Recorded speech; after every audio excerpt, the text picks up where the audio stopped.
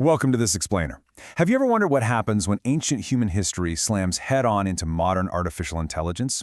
Well, today, we're unpacking an incredibly ambitious 18-month artistic journey called Project I/O. We're going to explore this totally fascinating intersection where humanity, modern tech, and our built environment all collide. It's an absolute deep dive into how an artist navigates the complexities of the digital age, and man, it is just packed with insights on how these new tools are completely reshaping our creativity. Now, our artist actually grounded this entire undertaking in John F. Kennedy's famous moonshot speech. You know the one, "We choose to go to the moon." It's such a powerful quote, right? They didn't want the path of least resistance here. They deliberately chose a massively complex conceptual path precisely because it was hard. This wasn't about just churning out something aesthetically pleasing on day one. It was really about stepping way outside their comfort zone, embracing the struggle, and prioritizing the gritty, actual creative process over some quick, easy finish. So to make sense of this sprawling mix of art history, architecture, and custom AI tech, we've got a clear roadmap. We'll hit the creative moonshot, define the inputs, look at phases 1 and 2, explore the digital process, define the output, and finally, look at the actual value of imperfection. Kicking things off with Part 1, the creative moonshot, an 18-month journey outside the comfort zone. The name of the project itself, I/O, is actually super interesting. It stands for input and output. It's a model you'd normally find in computing and digital systems, right? But adapted here, it gives us a brilliant framework to understand exactly how traditional art forms are passed through modern digital systems. The artist started this whole thing without a fixed starting point, fully expecting setbacks and failures along the way.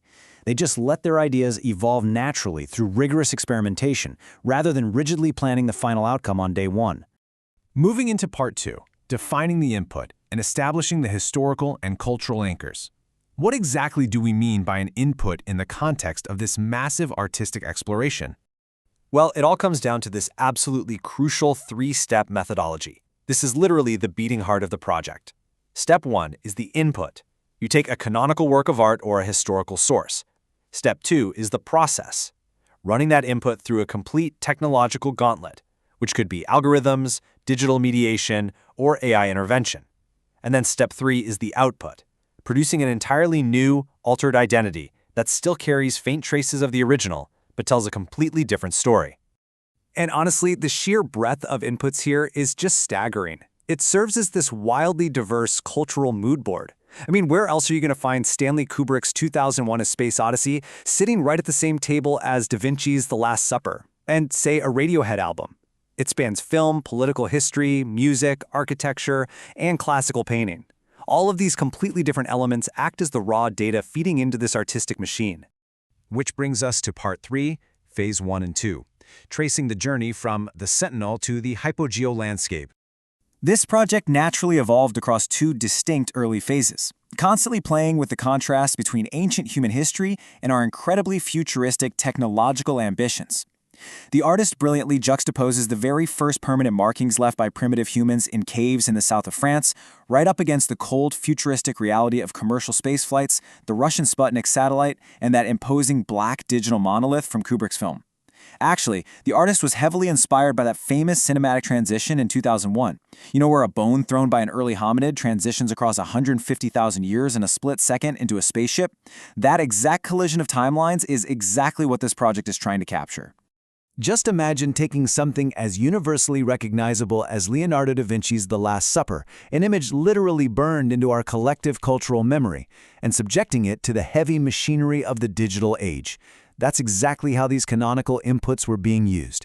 The artist had the perfect historical baseline, but the goal wasn't just to copy it. No way. It was to remix it, to recode it, and to really see what happens when a Renaissance masterpiece gets digitized. Meanwhile, during the second phase, the focus shifted over to landscapes and underground environments. The artist leaned heavily into Frank Lloyd Wright's organic architecture, specifically zeroing in on his famous 1930s design for falling water. And the driving question here was pretty profound. They were asking, can humanity's built environments and architecture actually exist alongside nature rather than constantly trying to dominate it? And that philosophical question leads us perfectly into Part 4, the digital process. This is where the real technological interventions happen. Now this is where the project gets absolutely fascinating. The artist noticed a massive gap in how modern tools are being used right now. Let's call it the AI usage gap. Think about it. 95% of people are just using AI as a quick shortcut to generate synthetically controlled, overpolished, kind of mediocre gloss. But for Project I/O, the artists took a completely different path. Instead of just letting some off-the-shelf algorithm spit out generic imagery, they actually built bespoke, custom AI agents. And here's the kicker. These agents were trained exclusively on the artist's own personal research and source materials, not just scraping the generic data of the wider internet. And let me tell you, the result of that custom approach was explosive. By utilizing these personalized AI agents to uncover hidden thematic connections across all of their work, the artist elevated their research activity and output by a staggering 500%. 500! The AI wasn't creating the final art, right? Instead, it was acting like this high-powered analytical assistant, finding mind-blowing connections across totally varied areas of the project that the artist might have otherwise just completely missed. So after gathering all of that, we hit part 5, defining the output, the news story. What does this output actually look like? Well, after mediating all those inputs through this massive 500% boosted digital process, the true output definitely wasn't just a pristine single final image. It wasn't just some JPEG spat out by a computer. Instead, the strongest aspect of the final outcome was this deeply conceptual blending of physical art and digital workspaces. The artist built frameworks that seamlessly combined tactile, physical hand-drawn sketch sheets directly with digital processes. It created this connected body of extended work that actively avoided ever becoming visually repetitive. Ultimately, this brings us to our final section, Part 6, the value of imperfection. Let's look at some final reflections on the I/O journey. As we look back on this incredibly ambitious A-level art journey, the final reflections reveal a really surprising truth about our relationship with modern tools. Early on, the artists admitted they were super tempted by those sleek, easy visuals, but they realized that ideas absolutely must be grounded in an overarching concept, not just looking cool.